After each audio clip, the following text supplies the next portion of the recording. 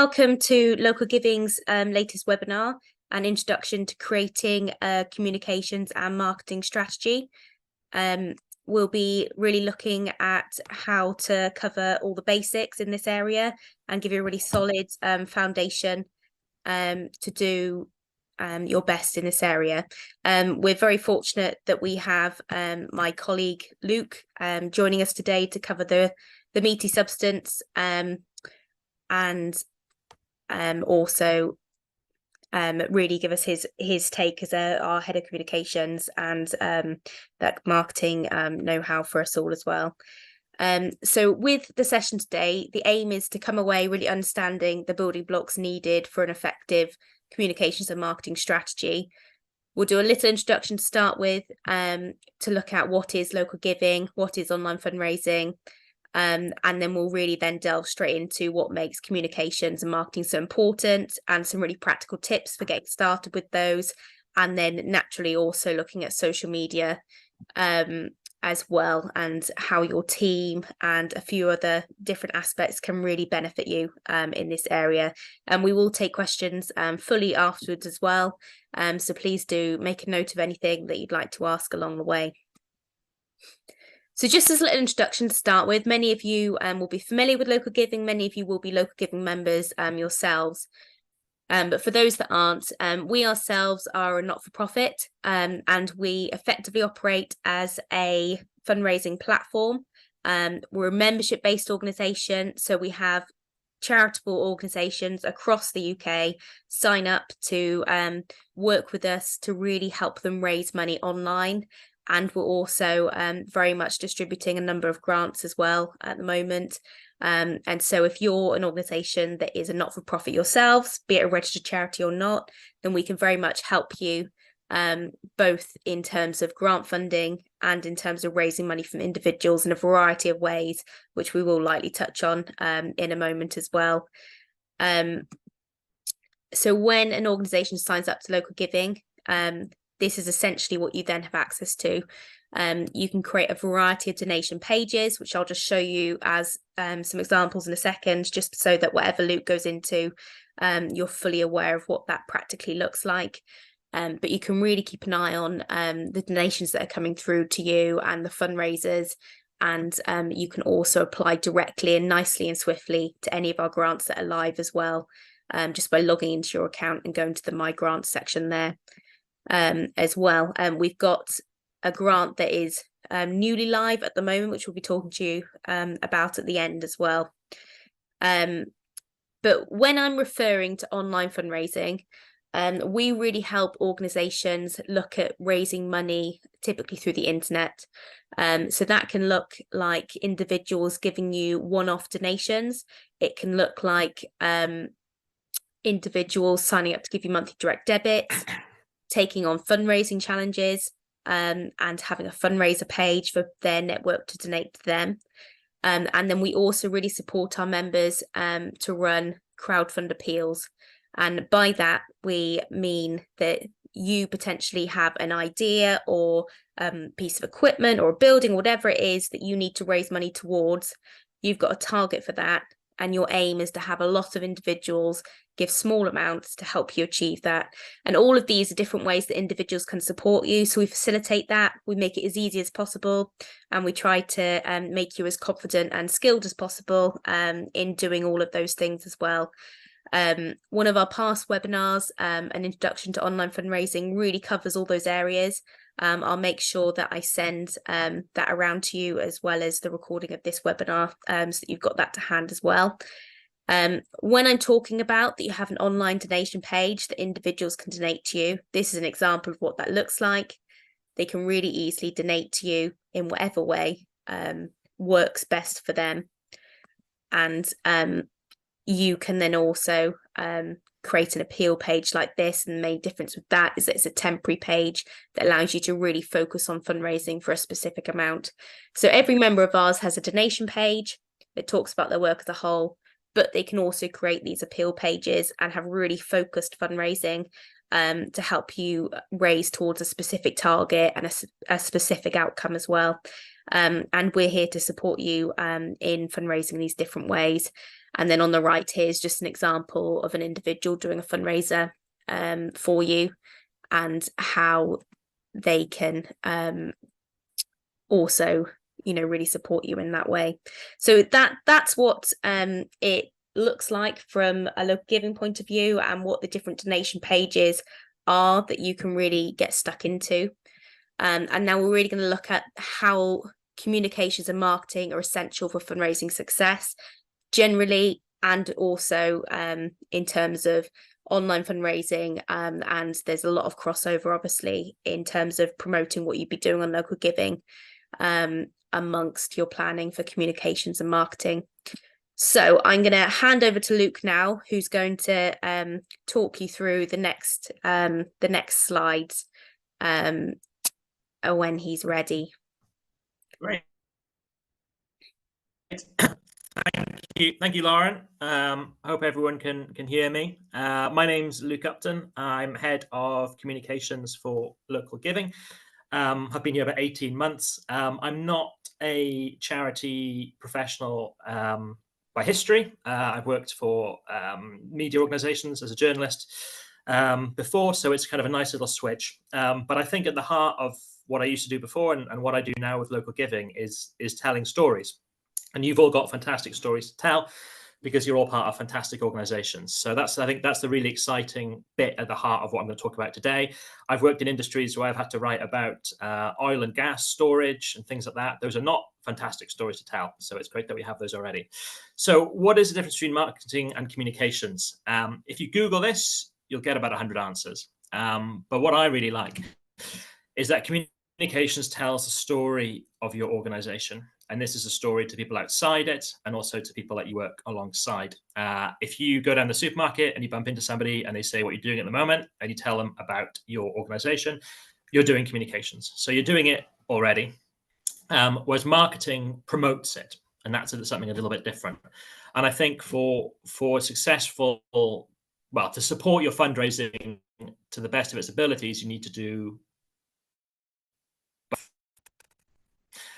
so in this, I'll rattle through some of the basics. A lot of you will be doing this already, so apologies if it's a bit sort of straightforward. But I want to go over some of these sort of key basics at the start, and then hopefully we can do some more sort of focused looks in the future. So it's quite a brief rattle through, but I'm very welcome to have questions afterwards, or indeed, email or phone afterwards. So also, I can't seem to change the slides here, so I need to say next at every slide. So next, please, Lauren. Okay, so why is it important? For until a couple of years ago, fundraising was number one by some distance in every charitable organization, and it is still number one, but it cannot exist without a communications and marketing strategy wrapped around it. And if it's done well, it'll do some of the fundraising for you as well. So I think that's a big change in how we communicate and how we reach people. The sort of the gatekeepers of old, the sort of newspapers, radio stations aren't as important as they are.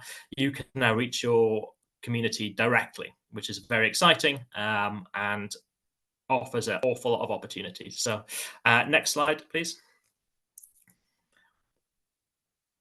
So there's a couple of things to think about first of all. So done well, it can increase engagement. And by engagement here, I mean everything from people following you on social media, people visiting your website, people coming in your shop, people attending your sessions, people signing up for your teams. It can mean anything. But whatever the engagement is, you want to increase it. And if all those things increase, donation levels will increase as well. So for this to work well, all the team need to work together. All the team need to have an understanding and appreciation of the skills that are needed. And then with this sharing of ideas and resources, great things can happen. We see this every day. Just a note on my use of the word team. Obviously, I know that most of you are from very small organizations. Some of you may not have a team. You may be the team yourself, maybe a team of 2, 3, 4, 5. So I'm kind of using the word team here, but I'm aware that people are pretty stretched and people are pretty limited. So that's kind of why I've got it in there. So next slide, please. So I wrote strategy in here first, going back to my sort of more corporate journalism days. But I actually just changed it to doing good stuff because I think it's a bit more accurate for kind of who we are and what we're trying to do. So first one, please, Lauren, next slide. So first thing to consider, any piece of communication that you put out, from the biggest thing to the smallest thing, you've got to think, what's the point of this? And this is what people for Sainsbury's, people from Ford, any organization you can think about will also think, what is the point of this bit of communication? And there's no reason why you can't do it as well. So just before you put anything out, think, what is it I really want to gain from this? Could be a donation, could be people coming to an event, could be people reading a story, could be people signing up for a newsletter, but this thing has to have a point and it has to have a very clear action. So what is the point you want them to do and how do you get them to do it? So giving them a link, giving them an address, giving them a deadline, something like that. So a very kind of basic thing, but we're all guilty of putting out sometimes messages that just kind of don't really serve any purpose. So number one, what's the point? Next, please. Number two is who are you talking to? So I've got a little bit more about this later on, but when you send out a message, different people will be looking at it in different ways. And you may know quite a lot about who you're talking to, or you may know not very much, and that's absolutely fine. But people that you send messages to, some of them may already give to you. They may be lifelong supporters. They know you inside out. Other people will see a message and think, who are these people? I've never heard of them at all. So everything kind of in between.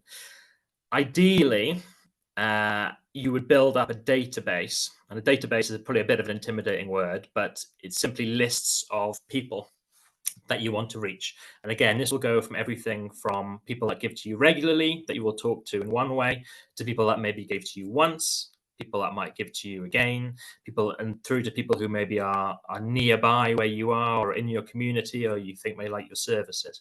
So database is a bit intimidating, but just begin trying to build sort of lists of people that you can contact, because if you can target your messaging and make the message really speak to you, it'll work best.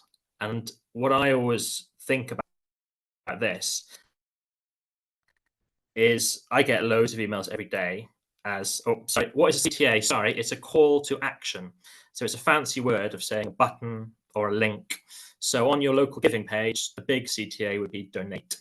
But other CTAs might be a attend our event, come down for a sample session, sign up for this, etc. So it's just kind of getting people to do something, but make it clear this is where they go to do it.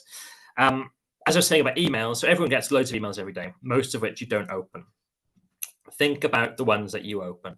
What is it that makes you open them? They have a very interesting subject line sometimes, or they speak to a particular thing that you're really into, or they catch you at a good time. Just think about what makes you open things and try and flip that around to go the other way.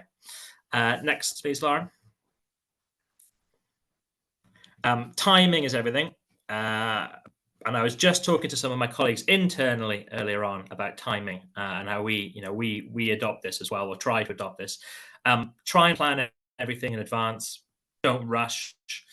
If you're putting out messages, always try and get someone to have a look at it, double check it. Whatever it is, even if it's just something quite basic, it's always really wise to get someone just to double check it. It's very easy to make mistakes. So yeah, planning in advance, sharing with colleagues, simple enough. Next, please. Social media. You will all be on, or at least the vast majority of you will be on social media to some degree. Whether it's you personally or your organization, it is essential to be on social media. You know that. I would say almost certainly Facebook and Twitter, you're going to have to be on. But it's essential.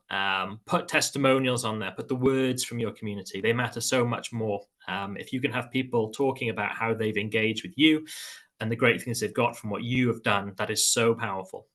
So get some testimonials from your community. And also remember, just keep what's the point in mind. Even for a tweet, 140 characters, or I don't know, what is it at the moment on Twitter? They keep changing it. Even a short message, think, what is the point? But social media is your friend, and we'll have a tiny bit more on this later on. Next, please. Money. Social media is on the whole free and fairly straightforward to get started. But if you're looking beyond that into other communications, so designing, printing, promotional items, that's costs money. often not that much. So it's 280 characters in tweets now. Thanks, Alan. That's what it is today. It might be different tomorrow. And I mention this just because I know a lot of you bid for grants and other financial support. This can be included in a lot of grant applications. Just be sure that you put the details on there, being accurate. And then your stats around your social engagement. So when you send tweets, it's easy enough to see how many people view them. That is something that is very important. Again, when you're talking to people about donating grants or giving grants to you, if you're able to say, we can reach these audiences, that's a very powerful number to put in. And there's a growing need for numbers and things in applications, as you know. So social media numbers are a quick way of getting a number on your reach. And they're often very impressive as well, even from quite a small base. So next. Okay. So leadership, and again, conscious that a lot of you will be part of quite small teams. So you might be the leader of your own organization. But it's important that everyone is aware of the communications. Ideally, I think you would like a sort of a champion, someone who it goes through. So there's consistency and there's accountability. You don't really want all your team having access to your social media or email lists and putting stuff out. You want to have uniformity and you have sort of control. So yeah, you want a champion. You want it to go through typically one person, I think, really, but also make it easy for your volunteers in your network to share. So even if you're not directly controlling social media, your community can obviously share, post, what you were putting out there. But yeah, leadership is really key. And so you need someone in charge of the process, basically. Next one, Lauren. And then the final one, and this is something that I think people are often a little bit, I don't know, not a little bit embarrassed about. I don't know, maybe it's like a British thing or something. I don't know, but talk about what you're doing and share the good news, because if you don't, no one else will. You all do absolutely amazing things. I know that sometimes your causes or charities are in areas that you can't really talk about, and people attending your events don't want to be publicized, and that's absolutely fine, but there's ways of talking about it. So yeah, share the good news, talk about the good things that you're doing, talk about the impact, even if it's anonymized or kind of anecdotally. Talk about it, tell people what you're doing, and then stay positive as well. As a rule, I'd always say with these things is never criticize anybody or anything on your social media, however frustrating your local council or the government or what have you may be. Just don't do it. There's very little to be gained from it, and you'll probably open the door to a lot more hassle than it's worth. So it's always quite frustrating, if you've got a bit of a voice to comment on things, but I would keep it positive. Next, Lauren. Okay, so there's two other important things to consider that for some reason didn't make the top 7. So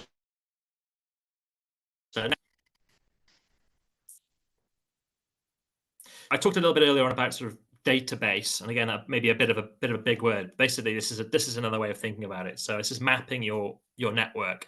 So you already have all these people.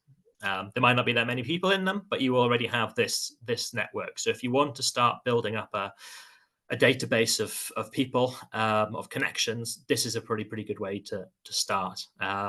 So yeah, pretty self-explanatory. But yeah, I would start with these 6 and work out from there. Next, please, Lauren. And this is something I call levels of ask. So if we go back to what is the point of your messages, so think back to the first slide. There's kind of like a sliding scale here of things that you can ask people when you send messages. So obviously giving regularly is the dream. You ask someone about an appeal and they go, right, I'll give you £25 a month direct debit. That's obviously amazing. But as we know, that doesn't happen that often. So it basically works down from there. So donate to a particular cause. So if you have a particular, the roof needs doing on the Scout hut, that would be this kind of thing. Fundraise for us. So talking about if you were doing a 10K or 3 peaks or a bake sale, how about doing it for us? Volunteer with us. Again, pretty obvious. People are looking for volunteering opportunities of all ages, whether you're retirees, whether you're Duke of Edinburgh, everything in between. Share with your network. So if you're publicizing maybe a bake sale, ask people, just say, can you please share this on your network? Please retweet, please share. And people do. It's a very simple thing, but ask them to do it. People will do it. Read this. Obviously, if you've got something, a comment on something or change to what you're doing or something you want to be publicized, read this. And then remember us. It's probably the least intimidating. So even if at the moment you're not going to give us any money, you're not going to come to our events, not going to volunteer with us, not going to share with us, at least kind of remember us, so that if this opportunity does arise in the future to do one of these things, we're here in your mind.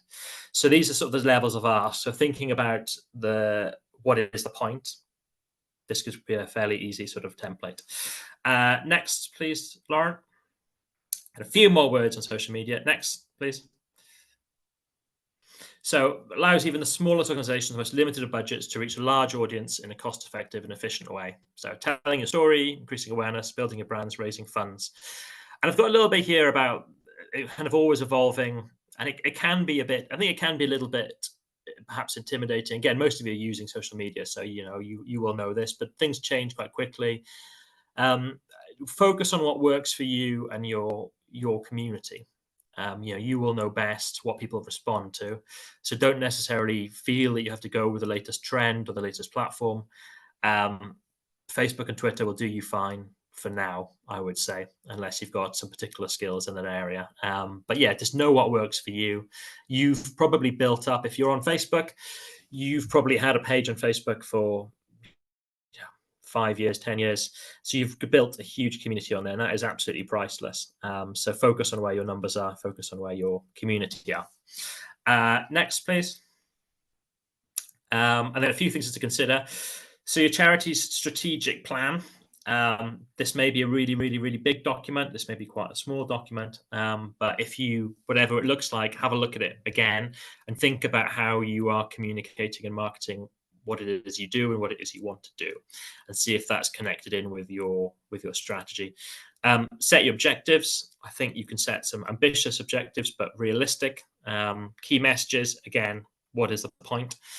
Who are you talking to? Again, thinking about the communities, the groups of people, going from people who donate to you regularly through to people who've never heard of you. And then measure and evaluate. If you're sending emails, you can see who opens it. If you're doing tweets, you can see who clicks on it. Keep looking at those numbers because they will give you a great sort of insight into what is landing well in your community. And it doesn't really need any specific sort of marketing or comm skill. Just look at those numbers and see what works. And don't be afraid to mix things up a little bit as well, because you can quite easily do that to see if something isn't working, change it. Next, please, Lauren. Next.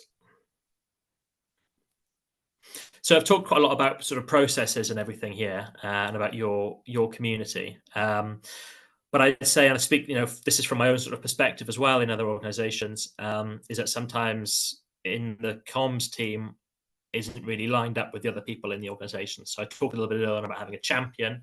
What you don't want to be doing is having some of your team saying one thing and your official social media or communication saying something different. So all get on the same page, all be pretty integrated.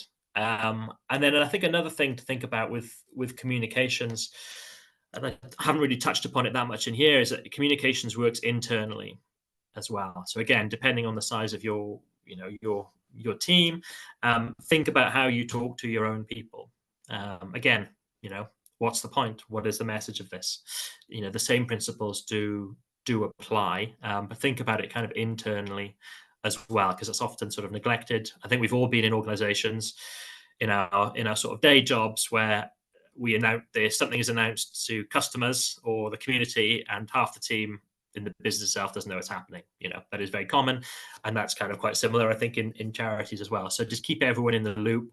Think about what the best way of doing that is. Even things like WhatsApp is a very easy way of sort of communicating with people. But if you don't have good communications sort of internally, even if there's only 3 or 4 of you, you won't have good communications sort of externally. But yeah, together you can do absolutely amazing things. I mean, it's a real privilege in this job that I speak to people and I write about brilliant things that happen all over the country in all different in all different ways, done by sort of teams on a shoestring. But I think it goes back to me for the great story, and you've all got great stories at heart. You all coming from a place of sort of passion and commitment, and people really respond to that. Corporations spend millions of pounds trying to fake good stories and to fake compassion and commitment and humanity, but everyone in the charity sector has that already. So you're already ahead of them in that respect. It's just a matter of building out a bit of a strategy, thinking about what you want to say, thinking about who you want to say it to, and then polishing that up. So I think that's all of it from me for now. I'll pop back to Lauren. And don't be scared. That's the other thing I was going to say as well. I'll pop back to Lauren for a few minutes now, and then happy to take some questions at the end, or you can follow up sort of individually afterwards. But thank you for listening. Brilliant. Thank you, Luke. We really appreciate that introduction and the basics to looking at communications and marketing. We'll in a minute. I'm just going to take your guys' opinions on a poll as well in terms of what level of detail you might like us to go into in this area or on other webinar subjects as well. But just before we do that, I just wanted to take the opportunity to talk about one of our grants that has recently opened. Because it's so relevant of the moment, and we wanted to share it with you. So you might have seen in our general newsletters that we've got our latest Community Matters Fund open. It is a fuel poverty grant, as we have done in previous winters, and it's now open for applications. It is well worth applying to. It is something where you will have a decent chance at getting the funding, and it is very geographically based. So the main thing you need to do initially is just check that you're in an eligible area. There is a postcode checker on our website, but in general it is open to groups in the Midlands, Southwest England and South Wales. We deliver a number of grants throughout the year, so just watch your space if this one isn't suitable for you. As it has been on previous winters, it's focused on tackling fuel poverty. So historically that's been really focused on things like warm banks. It can completely support that. Again, it can support existing warm banks for, say, the cost of your bills across this winter. It doesn't have to be something new. It can be something that you're already doing. It can be helping people access energy advice or offering people heating solutions if they're living in fuel poverty. That could be as simple as giving people things like warm packs and practical physical things to help them stay warm in their homes. There's a whole host of information on our website about it, and it's open to everyone to apply, be you a registered charity or not. And also statutory bodies can apply for this as well. So it's really open if you're in those geographical areas. There's quite a short deadline on it, so it's the 27th of October. So do get applying if you need to. It's really simple grant application. It's not quite a 2-minute application like some of our others, but you could do it in 15 minutes. If you had an idea of your costings already, and it's by no means going to take you days. So please do apply if you're in one of those areas. We do have our Magic Little Grants grant available too until the end of October. That has been very competitive this year, but that's £500. If your income is below 250,000, you can apply for that, and there's no geographical restrictions on that. Please do have a look at our website for more information. But if you're a Localgiving member, the best thing to do is just log into your Localgiving account and go to the My Grants section, and you can apply to any live grants there, or let us know if you've got any questions. If you're not a Localgiving member already, you can receive a Localgiving membership by applying to one of our grants, or you can sign up independently to Localgiving via this link. So join.localgiving.org, or you'll easily find it on our website. There are a few other avenues to signing up too. For example, we run a Wales programme for organisations in Wales to sign up. So if you're not quite sure what avenue to go down, get in touch with us. But ordinarily, it is a case of going on our grants pages, and in the process of applying for a grant, you'll become a Localgiving member there as well. You can apply for a grant whether you are a Localgiving member currently, or whether you're an historic Local Giving member or you've never been a Local Giving member, the grants are open to everyone.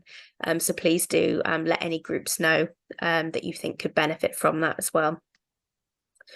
So on the screen now are some communication details. I will myself be sending around the recording of the webinar and recordings of previous webinars to all registrants. But if you'd like any specific communication support, Luke's details are there as well, and I'll include him in the email too. And then the details of Local Giving's general help desk are there too. So the help desk is really there for practical questions around membership or technical issues or anything like that as well. They're the best people to get in touch with there as well.